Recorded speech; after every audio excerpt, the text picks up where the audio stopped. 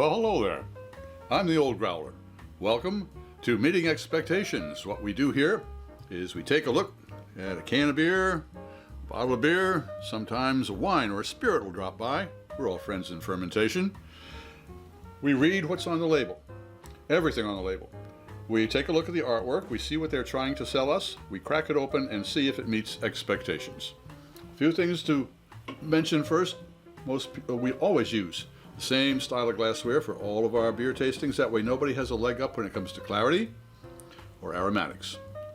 When most people do tastings, they take a look, they sniff, they sip, and they tell you what they think. But what I do is I take a look, I sip first and then sniff. Why? I'll let wine expert Fred Dax explain it to you. He can do it a lot better than I can, that is for sure. Also, all beers should be served at the correct temperature. Lagers between 37 and 47 degrees Fahrenheit and ales between 50 and 55 degrees Fahrenheit. I use a Thermopen brought to me by the folks from ThermoWorks. There is a link in the description box below if you want some more information about that. All right, what have we got today?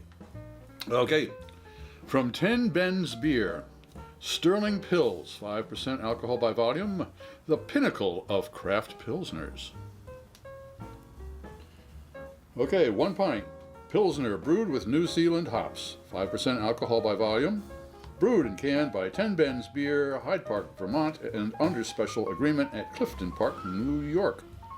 Surgeon General's warning that I should not operate heavy machinery or be a pregnant woman. And I'm neither of those. And so also a barcode and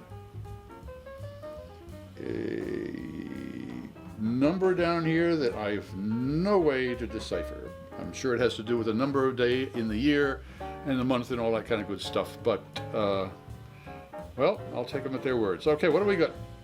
We got a Pils at 5% alcohol with New Zealand hops.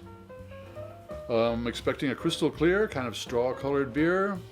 It's probably a little bit warmer than it should be, but that'll bring out some of the flavors. A lot more of the hop in the flavor than there is in the aromatics. Let's crack it open and see if it meets those expectations.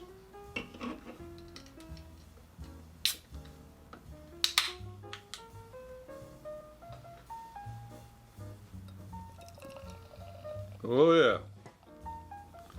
That is a crystal clear beer. It is a nice color, very nice color. Right on for that. The carbonation, tiny bubbles, boy, those are beautiful little fellas, and they make up a nice dense head with just a slightly rocky top. All right, let's see what we got here. I'm reckoning about 50 degrees Fahrenheit, but let's check. Okay. It's been out of the fridge for a bit, 55, so it is a little bit warm for a Pils. I will give it that, so we're going to have to consider that as we sip it. Well, it certainly looks like a Pils, that is for sure. Let's see if it tastes like one. Cheers.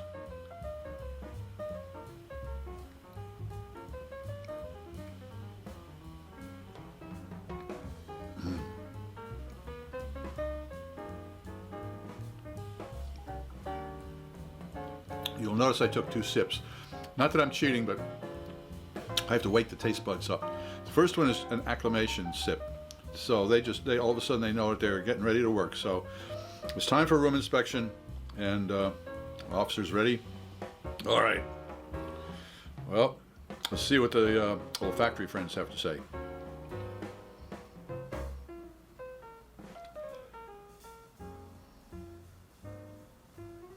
There's an earthy aroma there. It's not overpowering. It's kind of there.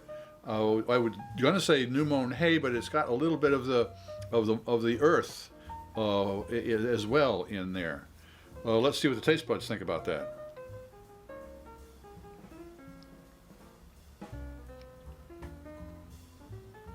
Wow. There's a nice grainy, roasted grainy, slightly sweet finish to this. It is refreshing, that's for sure, but it does have It's interesting. It has a sweetness to it. Let's one more sip.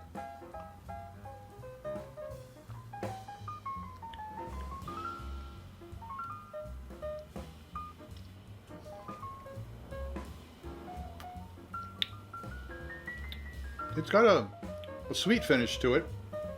It's a little unusual for Pils. I was expecting a little bit more austerity. A German nun type of a thing, but this is more like a Austrian bar girl. All right, well, the fact that it all I had to go on was that it is New Zealand hops, and I'm not too familiar with them. Does 10 Ben's beer Sterling Pils meet expectations? Sure. If you like this presentation, please click on the subscribe button and the thumbs up. That would really be appreciated. I'm Pete LaFrance, the Old Growler, hoping all of your beers meet expectations.